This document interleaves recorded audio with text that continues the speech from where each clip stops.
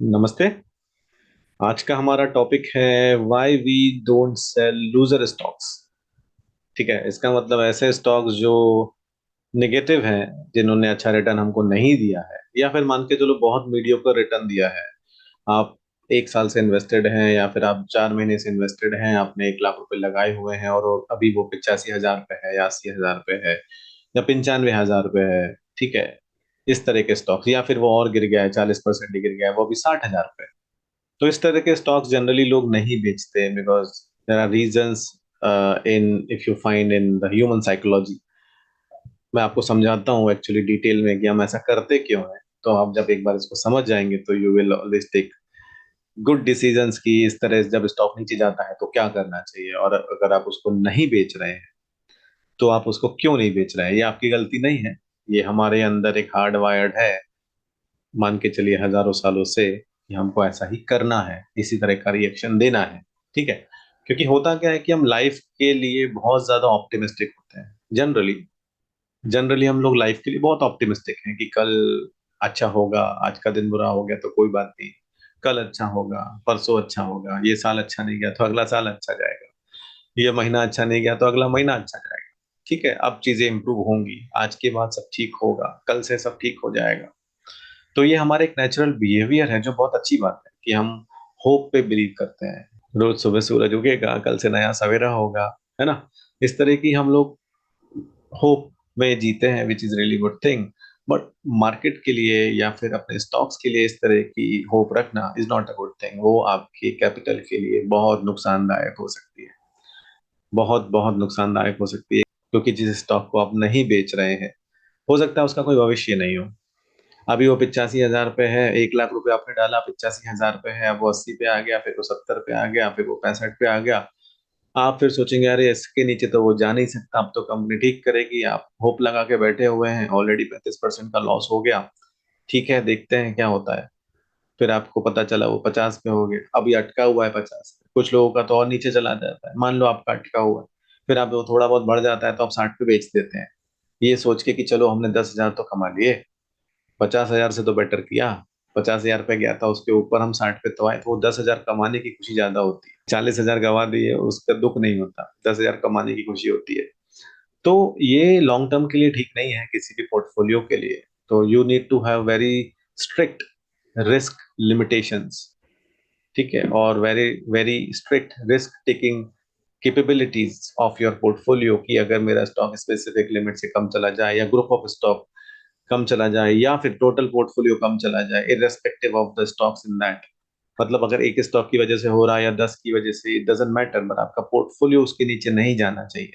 जैसे ही गया तो आपको क्या डिसीजन लेना है, क्या एक्शंस लेना है, क्या इन्वेस्टिगेट करना है, ये सब हम बात में समझेंगे, करेंगे। लेकिन आज के लिए हम ये समझते हैं कि आप ऐसा क्यों करते हैं। ठीक है, सिंपल है। आप एक सिंपल सा क्वेश्चन है, आप किसी भी क्लास में जाइए, बच्चों से पूछिए कि टॉप 10 में कौन कौन आना चाहता है। 100 बच्चों की क्लास है, आप पूछिए टॉप 10 में कौन कौन आना चाहता है, 50 बच्चे हाथ खड़ा कर देंगे। That is hope. ठीक है, दैट इज होप। 50 लोग सोच रहे हैं मैं टॉप टेन में आऊंगा, 50 लोग सोच रहे हैं मैं टॉप कर जाऊंगा। यही क्वेश्चन आप रिवर्स कर दीजिए, आप बोलिए लास्ट 10 में कौन आना चाहता है। 2 बच्चे भी हाथ खड़ा नहीं करेंगे, या बहुत ज्यादा जो बच्चे पता होगा जिनको अपने बारे में, वो कर देंगे 2-3 लोग। लेकिन 50% ऑफकोर्स नहीं करेंगे कि हम लास्ट 10 में आए। ऑफकोर्स नॉट, नहीं होगा ऐसा। क्योंकि लोग, या कुछ भी हो, ह्यूमंस, ह्यूमन बिहेवियर, हमारा जो बिहेवियर है, हम हमेशा अपने लिए पॉजिटिव सोचते हैं। इसलिए हम अपने स्टॉक के लिए भी पॉजिटिव सोचते हैं कि चलो आज उसके साथ खराब हो गया, 3 महीने से वो खराब है, आज उसकी हालत ऐसी है, कल वो ठीक हो जाएगा, कंपनी ठीक हो जाएगी, इकोनॉमी ठीक हो जाएगी, कुछ तो पॉलिसी आ जाएगी, उसके ऊपर से लोड हट जाएगा, डिमांड आ जाएगी, उसकी बहुत सी चीजें हैं। ठीक है, तो ये हम उस फीलिंग में चले जाते हैं, और फीलिंग की वजह से आप उसको बेचते नहीं हैं, जिससे जिससे वो पैसा आप कहीं और डाल के कमा सकते थे, आपने ब्लॉक करके रखा हुआ है। आपने ब्लॉक करके रखा हुआ है, समझे। ठीक है, तो मैं आपको एक व्हाइट बोर्ड पे एग्जांपल देके समझाता हूँ, तो थोड़ा सा ज्यादा अच्छे से समझ में आएगा। ठीक है, तो ये channel stock market, real estate और बेसिकली इन्वेस्टिंग को लेकर होगा। I am not specifically teaching you about the stock market. I will teach you most of the things which is required for a good investment decisions। Real estate भी, stock market भी, mutual fund भी, bond भी, gold भी, commodity भी, ठीक है, concepts भी, हमारे अंदर जो बायसेस हैं वो भी, इन्वेस्टमेंट माइंडसेट भी, इन्वेस्टमेंट बिहेवियर भी, इन्वेस्टिंग साइकोलॉजी भी, वैल्यूएशन कैसे पता करते हैं, कंपनी कैसे पता करते हैं, balance sheet, income statement, cash flow statement कैसे पढ़ते हैं, एनुअल रिपोर्ट में क्या होता है, all these things we will understand slowly and gradually. Time लगेगा, बने रहिए, लेकिन आज का टॉपिक हम कंप्लीट करते हैं, मैं शेयर करता हूँ। तो हम एक सिंपल ग्राफ बनाते हैं इस तरह का। एक पहले मैं एक आपको एक्सेस बना देता हूँ। ये अपनी प्राइस है यहाँ पे, दिस इज प्राइस, ठीक है, और ये हमारा है टाइम, ठीक है, ये जीरो, जीरो प्राइस और जीरो टाइम, ठीक है। ये हमारा स्टॉक यहाँ से शुरू होता है, ऐसा जाता है, फिर ऊपर जाता है, फिर नीचे भी आ जाता है। ये एक रैंडम पैटर्न बना रहा हूँ। जनरली स्टॉक इसी तरह से ऊपर जाते हैं, ठीक है, एक, ठीक है, मतलब रियलिस्टिक पैटर्न लग रहा है, लेकिन हाँ बहुत अनरियलिस्टिक भी हो सकता है, ठीक है। तो चलिए हम इसको ही आगे लेके चलते हैं। अब अभी अभी मान के चलिए कि आपने यहाँ पे खरीदा था, आपने इस पॉइंट पे बाय किया था, ठीक है। तो अब जब आपने इस पॉइंट पे बाय किया था तो ऑफ कोर्स आपको गुड रिटर्न मिला, जब तक आप यहाँ गए, यहाँ तक आए, यहाँ तक आ गए तो आपको अच्छा रिटर्न मिला, आपको लगा मेरा डिसीजन बहुत सही है, मैंने तो बहुत अच्छी रिसर्च की, एनालिसिस की। हमको एक चीज हमेशा समझनी है कि आप कुछ नहीं करते, सब कुछ मार्केट करता है। आपकी रिसर्च तो यहाँ पर भी वैलिड ही है, लेकिन मार्केट आपको उसके बाद नीचे ले जाएगा, फिर आप क्या बोलेंगे कि मेरी रिसर्च तो गलत हो गई। देखो, रिसर्च अलग है, वैल्यूएशन अलग है, और मार्केट आपको रोज क्या प्राइजेस देता है वो अलग है, एक बड़ा टॉपिक है। मैं कभी फुर्सत में समझाऊंगा, बट बहुत शॉर्ट के लिए मैं बता देता हूँ कि एक मंथ का आप देख लो, किसी का भी प्राइस, अगर कोई एक एवरेज प्राइस अगर उसका 800 से लेट से 900 रुपए तक घूमता है, मान के चलो किसी कंपनी का, तो उस कंपनी में ऐसा क्या चेंज हो गया पिछले एक महीने में कि प्राइस इतना ज्यादा फ्लक्चुएट हो रहा है? कुछ भी चेंज नहीं हुआ।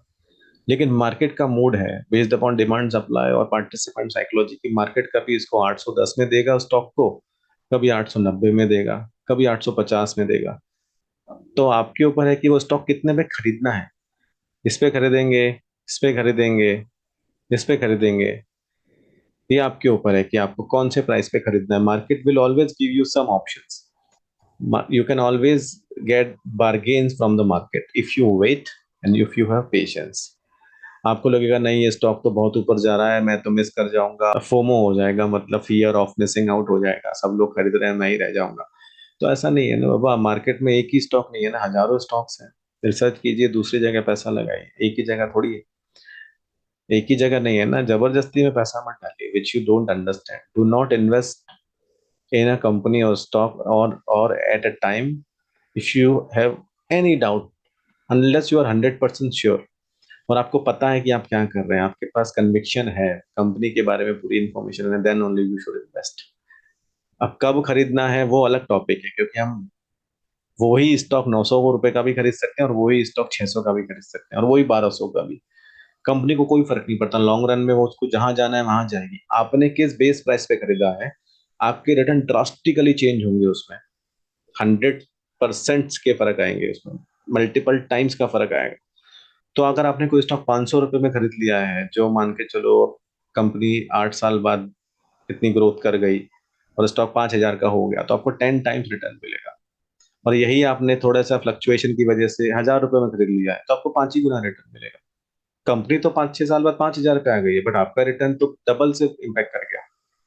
जहां आपका 1 लाख 10 लाख हो सकता था, वहीं आपका 1 लाख 5 ही लाख बना। आपको कितना लॉस हुआ, आप समझ सकते हैं। तो कब लेना है ये भी बहुत इंपॉर्टेंट। मार्केट आपको क्योंकि ऑप्शन देता है, ऐसा नहीं है कि आपने जो प्राइस डिसाइड कर ली वही फाइनल है, market will always give you option. इसीलिए मार्केट फ्लक्चुएट भी होता है। अगर मार्केट इतना एफिशिएंट होता तो मार्केट में स्टॉक की कीमत तो चेंज ही नहीं होती, कभी चेंज नहीं होती, क्योंकि ये एफिशिएंट मार्केट हो जाता। फिर वो अलग डिस्कस करेंगे कि इफिशियंसी क्या है एंड ऑल दैट, ठीक है। तो अभी हम ये समझते हैं और आगे। तो अगर आपने यहाँ इसको खरीदा है और यहाँ तक आप चले गए, तो आपको लगेगा कि हमने अच्छा डिसीजन लिया है, ठीक है। क्योंकि कोई भी लॉस करना नहीं चाहता। लेकिन जिसने, आपने यहाँ बेचा, यू सोल्ड इट, सेल किया, और किसी और ने इसको खरीदा होगा ना, यहाँ पे किसी और ने तो खरीदा होगा। आप चलो स्मार्ट निकले, आपने यहाँ पे कमा लिए, यहाँ पे 100 रुपए का था, 300 रुपए का बेच दिया, 300 का बेच दिया, आपने 3 गुना पैसे कमा लिया। पर्सन बी ने 300 का खरीद लिया, वो भी हॉपी कर रहा है। जैसे स्कूल के बच्चे हैं, सब टॉप आना चाहते हैं, वो उसको थोड़ी पता है कि ये नीचे जाएगा, चला गया नीचे, हो गया यहाँ पे 150 का। अब दो चीजें हैं, या आप तो यहाँ पे इसको सेल कर दे या वेट कर ले। वेट कर रहा है तो यहाँ चला गया, यहाँ पे उसको लगा 300 के थोड़ा पास आ गया, 290 का हो गया स्टॉक, वाह मेरा डिसीजन सही था। लेकिन वो कुछ दिनों बाद यहाँ पे और नीचे चला गया, 120 का ही आ गया, नाउ ही इज होपलेस। उसने यहाँ पे सेल कर दिया, जैसे ही उसने यहाँ सेल किया तो मार्केट ऊपर चला गया। ठीक है, तो ये फ्लक्चुएशंस बीच में होते हैं स्टॉक के ऊपर जाने के पहले, वो क्यों होते हैं वो अलग कहानी है। ठीक है, तो मैं आपको इतना बताना चाहता था कि why we keep losers in our portfolio, why we don't sell them at our given time, and why we don't buy them at proper time। तो ठीक है, आप इन चीजों का ध्यान रखिए, ट्रेडिंग साइकोलॉजीज के बुक्स पढ़िए, या फिर मेरा चैनल देखिए और भी रिसर्च कीजिए, क्योंकि जब आप अपना इतना पैसा लगाते हैं तो थोड़ी रिसर्च भी कीजिए। ठीक है, जब आप एक मोबाइल लेने के लिए बहुत इन्वेस्टिगेशन कर सकते हैं, 3,000 रुपए का डिस्काउंट लेने के लिए क्रेडिट कार्ड लोगों से पूछ सकते हैं, दोस्तों से ले सकते हैं कि मुझे एक्स्ट्रा डिस्काउंट मिल जाए, ये अच्छा है ये बुरा है। तो स्टॉक खरीदने के पहले रिसर्च कीजिए, आपका हार्ड अर्न मनी है, एक बार चला गया तो उसको वापस लाना, वापस कमाना बहुत डिफिकल्ट है। ठीक है, do not lose it, research, study and then invest. ठीक है, आपको वीडियो कैसा लगा मुझे कमेंट में बताइए, शेयर कीजिए, लाइक कीजिए, सब्सक्राइब कीजिए। वीडियो देखने के लिए बहुत बहुत thanks. Have a nice day.